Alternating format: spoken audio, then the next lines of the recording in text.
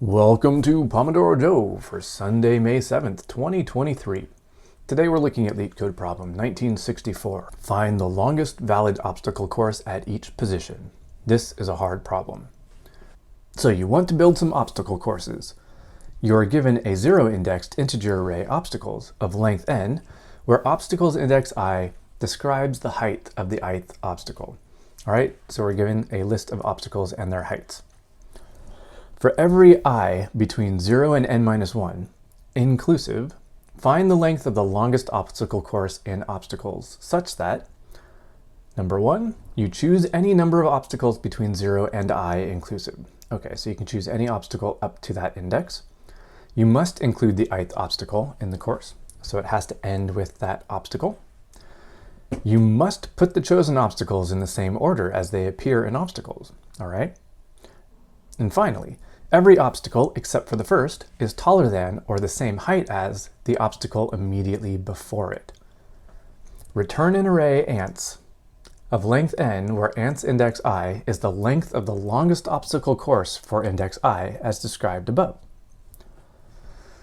Ooh, all right. So to summarize this, we're given an array obstacles, where each value in the array is the height of some obstacle in an obstacle course. Our goal is to create the longest possible obstacle course that ends at each one of these obstacles with certain rules. So each of our obstacle courses has to consist of only obstacles that came before that particular obstacle, and we can only have increasing or the equal height obstacles before this obstacle, meaning we cannot have a decrease in obstacle size in our course. All right, so we'll put 25 minutes on the Pomodoro timer and we will get started. So this one is basically an increasing subsequence problem. We have to choose a certain number of obstacles that come before our current obstacle, so that will be some subsequence of these obstacles, and they all have to be of increasing or equal value.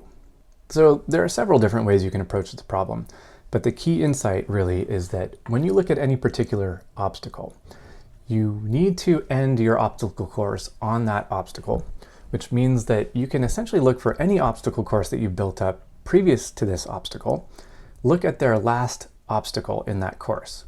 So if that last obstacle in the course is less than or equal to this obstacle in terms of its height, then you can just put this obstacle at the end of that course and make that course one more obstacle in length, or one obstacle greater in length. So that being said, what we really want to do is just look at any particular obstacle and then find any previously built obstacle course that ends in some obstacle that is equal to or less than the size of this obstacle. And then we can just add that obstacle to the end of that course, and we have a new obstacle course that's one longer than that obstacle course. I'm not explaining this well at all. All right, so let's get started. We will have some result. Let's see, our result will just be an array, and we'll return the result at the end. Okay, so the approach I'm going to take with this one is looking at obstacle courses by length. So if we look at any obstacle course and find its length, and then look at the last obstacle in that course, that's pretty much all the information we need in order to determine whether or not we can put this current obstacle at the end of that course and make that course one obstacle longer.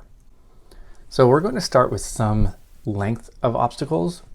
So here's my, I'll call it a stack. Well, it's not really a stack. What will I call this?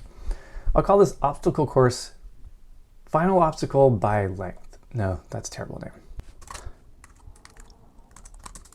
Okay, I'll have some courses by length.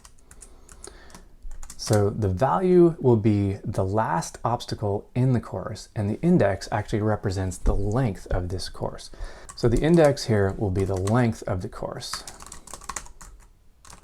And the value here will be the last obstacle in that course.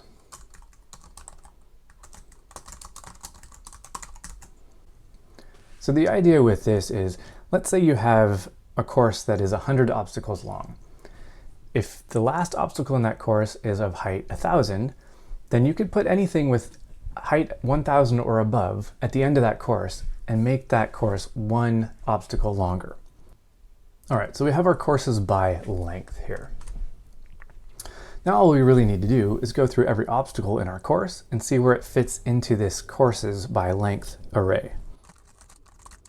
All right, so for every obstacle in our obstacle list, we'll just check first, do we have any courses so far? If we don't have any courses, then this is a one length obstacle course.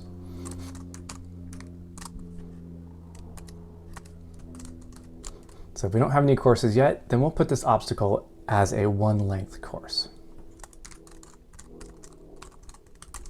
And of course, we also need to update our result. So our result here would just append 1. Because at this point, we can't have any courses longer than 1 because we don't have any courses at all so far. So this is our very first obstacle course, and it only has one obstacle in it, and it's the very first obstacle in our obstacles list. And at this point, we can just continue. All right, now we have an obstacle, and we have some obstacle courses we've already built so far. So if we've made it this far, it means that we have some obstacle courses in our courses by length. Now we need to figure out, where do we put this obstacle in this list of courses? Do we create a new obstacle course with length 1 that has this obstacle in it? Or can we add this obstacle to the end of an obstacle course that already exists? Now, if we look at this value here, this is the last obstacle in the course. So basically what we need to do is we need to look at all the last obstacle courses, finding the one that will best match our current obstacle. So for this case, we're actually looking for something that is less than or equal to our current obstacle. And since we're looking for the longest obstacle course we can, we'll start at the very end of our courses by length, and we'll work our way backwards to the smallest or shortest obstacle course. So let's see, I'll call this the insertion point. Where are we going to put this obstacle? And we're going to start it at the end of our course's length here. Okay, so the idea here would be, if we find the longest course that we have, which will be the end of this course's by length, we find the longest course that we have, if it ends in an obstacle that is less than, shorter than, or equal to this obstacle, then we can put this obstacle at the end of that course and increase that course by length 1. So let's see, I'm trying to find the insertion point. So basically I'm going to say, while the obstacle at the end of this course is greater than my current obstacle, I can't put this obstacle at the end. So let's see.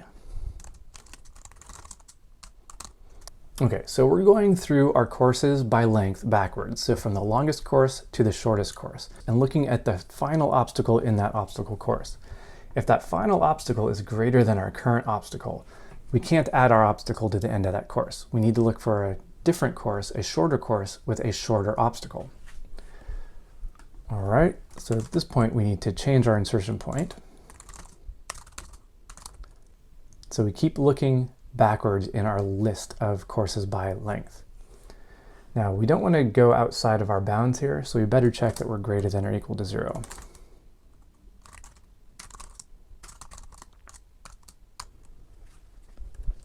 So at this point, we've found the insertion point for our current obstacle. Which one of these courses can we add our obstacle to make that obstacle course one obstacle longer? Now, at this point, we've actually gone one step too far, so we need to increase our insertion point by 1.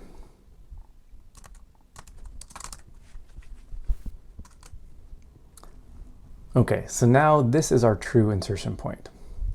All right, so we've gone through all of our courses from the longest to the shortest, looking for some obstacle course that ends with an obstacle that is less than or equal to our current obstacle in size. Now, when we've found that point, we've actually gone one step too far, sort of. So we've gotten to the point where we have this insertion point. We know that our obstacle is greater than or equal to this current obstacle, which means that we can add one obstacle to the end of this particular obstacle course. By adding that new obstacle, our current obstacle, to the end of this obstacle course that we just found, we're actually increasing the length by 1 obstacle, which means our insertion point is really the next obstacle course up. We can actually go one step further. All right, so now we've found our insertion point. We have a couple different edge cases we have to consider here. If our insertion point is at the very beginning of our array or at the very end of our array, then we'll just need to append this particular obstacle to our array. So let's just check here.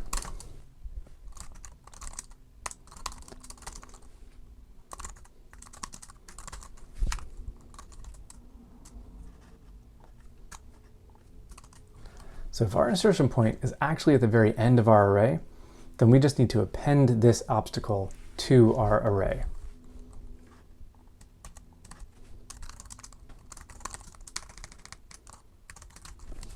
And of course, we need to update our result as well. Now, how long is this obstacle course? Well, it's going to be the length of our array here. All right, so this gets our first edge case out of the way. Now, if it's not at the end, so that takes care of that edge case. Now, if we don't have this edge case where we're just adding an obstacle course to the end, we're actually adding this obstacle to some existing obstacle course. So we have to basically grab our existing obstacle course at this insertion point. And now we're going to add our obstacle to the end. And of course, we need to update our result as well. Now let's see, what's the length of this one? Well, it's just going to be this insertion point plus 1, because this is a 0 indexed array. So it'll be our insertion point plus 1.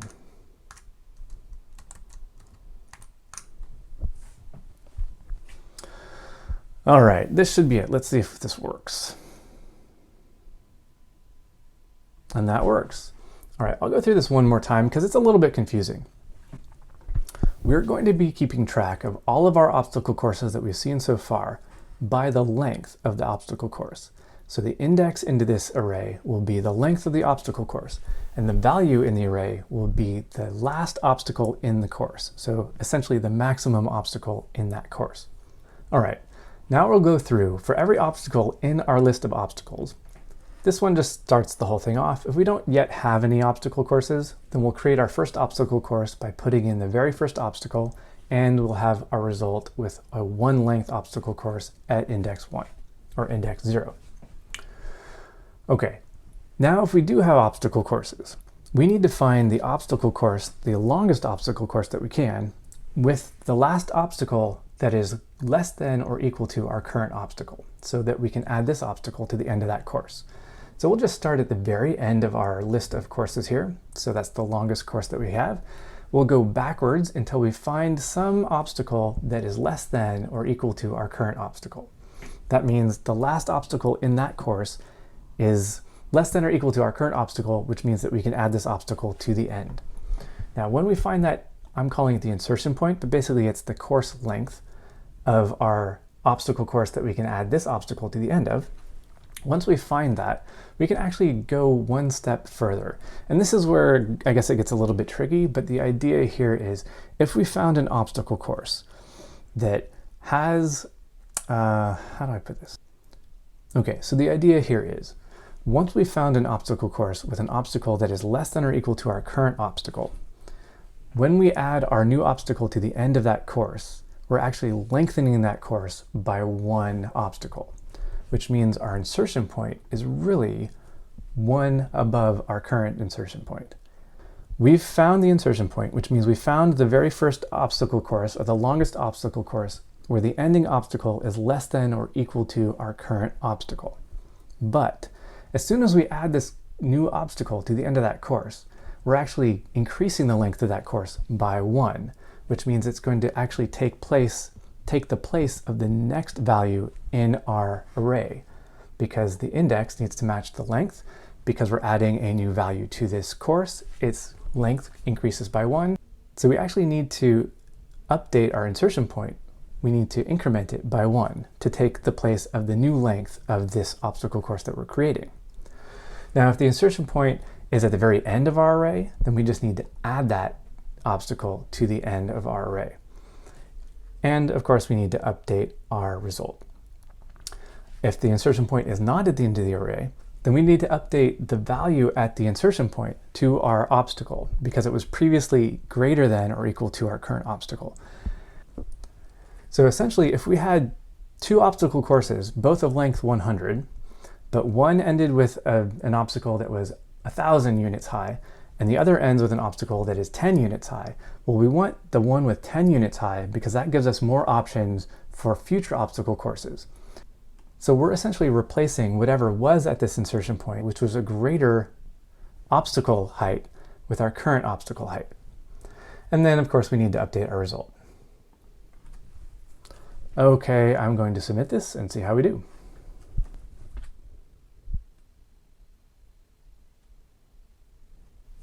And we pass, although we do a terrible job. We only beat 6% for runtime and 19% for memory, so not a very good job. Now, I'll just point this out. I'm not going to get into it, but one thing, we are just going through doing a linear search for this insertion point. There are ways you can improve upon this linear search. You could probably do a binary search. Hint, hint. One thing you can do, I'll just break this out really quick. Let's create a function for getting the insertion point.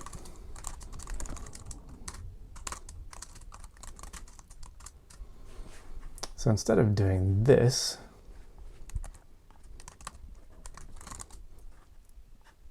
basically I'm going to move this into a function.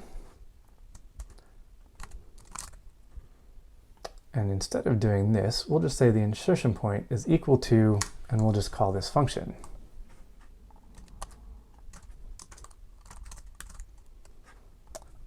All right, so this should be equivalent. We're just calling a function to find the insertion point instead of finding it in line. And see if this makes any difference. Probably won't.